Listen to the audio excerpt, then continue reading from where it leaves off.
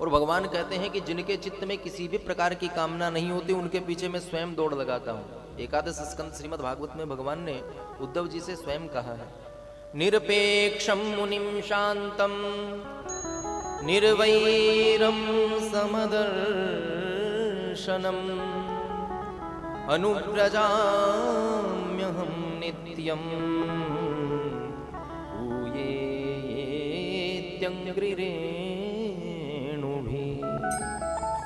भगवान कहते हैं और तो संसार की कामना की तो क्या कहें, कोई जो मुझसे भी इच्छा नहीं करता कि ठाकुर जी मुझे ये प्रदान करें, निरपेक्ष जो हो चुके हैं, किसी भी संसारी प्रपंच की कामना नहीं है, उनके पीछे मैं स्वयं दौड़ता हूं।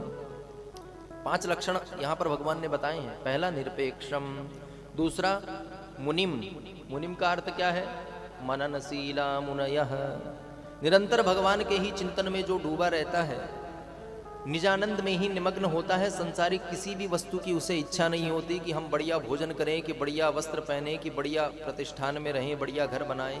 एकांत में शांत बैठ करके गोवर्धन जी की तलेटी में महाकाल महाराज की शरण में बैठ करके जो भगवान का ही चिंतन करता रहता है, उसके पीछे श्री ठाकुर जी दौड़ते हैं। और तीसरा शांतम, समस्त इंद्रियों पर निग्रह करके शांत चित्त से भगवान का स्मरण जो करता है, ये तीसरा लक्षण भगवान ने बताया। और चौथा बताते हुए कहते हैं निर्वैरम, किसी से भी वैर ना रखता हो। आपसे कोई वैर रखता हो तो वो उसकी समस्या है, आपके चित्त में किसी के प्रति भी किंचित भी द्वेष नहीं होना चाहिए। प्राय जब समृद्धि बढ़ती है तो पड़ोसी को अपने आप जलन होने लगती है। बताओ महाराज, कैसे एक से एक गाड़ियां आ रही हैं, मकान बन रहे हैं, पर आपके चित्त में जो है निरंतर शुद्धता बनी रहे, भगवान का भजन ही वह ऐसा बल प्रदान कर सकता है कि ये रागादि दोष जो है वो चित्त में नहीं आए। क्योंकि मात्सर्यता जो होती है उससे प्रत्येक जीव ग्रसित रहता है। मच्छर और मत्सर दो जो होते हैं, इनमें थोड़ा सा भेद होता है। मच्छर जो होता है वो बाहर से काटता है, और जब बाहर से काटता है तो नींद नहीं आती। और मात्सर्य जो वो भीतर से काटता है, जब अपने किसी संबंधी की या पड़ोसी की जब हम उन्नति देखते हैं तो हमें पीड़ा होने लगती है कि बताओ ये इतना, इसके यहाँ पर इतना बढ़िया वैभव यश कीर्ति कैसे बढ़ रही है भाई। तो जब वो मात्सर्य हमें काटेगा तो हमारा फिर भजन में मन नहीं लगेगा। भजन की तो छोड़ो, आप अपने काम में भी चित्त नहीं लगा पाओगे। निरंतर दिमाग में वही चलता रहेगा कि मैं कैसे न कैसे इसको जो है हरा करके दिखाऊं, पीछे छोड़ करके दिखाऊं, इसका अपमान करके दिखाऊं। चित्त में वो लगा हुआ है। जब संसारी प्रपंच में ही चित्त लगा हुआ है तो ठाकुर जी का, भगवान का भजन होगा कैसे। इसलिए निर्वैरम, निर्वैर भी रहना परम आवश्यक है। और पांचवा बताया समदर्शनम।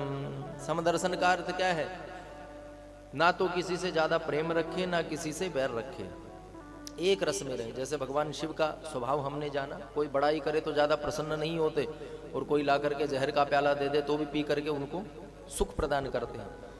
अब जहर पीना तो आप हम सब के लिए संभव नहीं है, पर किंतु फिर भी सबसे ज्यादा आज के समय में यदि जहर के रूप में कोई कार्य कर रहा है तो वो हो रहा है आपसी चर्चा का विषय।